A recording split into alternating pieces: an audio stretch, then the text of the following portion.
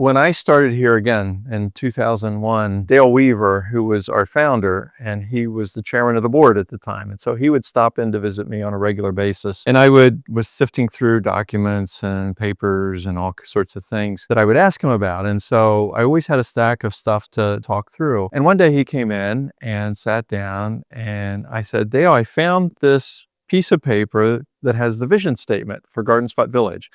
And it says on it that the vision for Garden Spot Village is to be the preferred retirement community in Eastern Lancaster County. And I said, so my question is that it?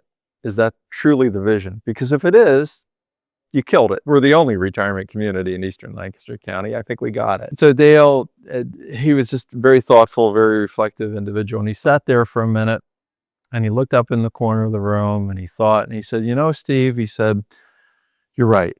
There's no reason that we can't speak into the way services are provided to older adults all around the world. And I said, Dale, you can't go from Eastern Lancaster County to the world in one fell swoop.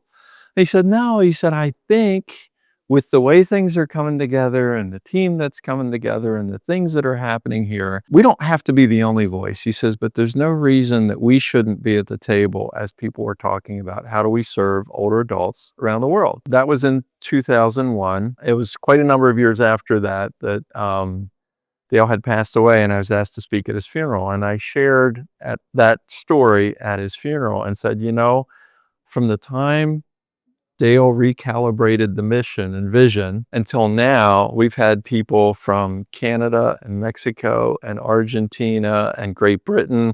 The government of Ireland sent a delegation over. We've had people from China and Japan and Australia.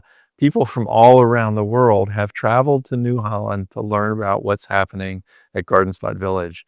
And so again, it speaks to the power of vision. And when you put it out there and you set that goal or that vision for what could be, what the possibilities are in the future, it just speaks truth out into the world.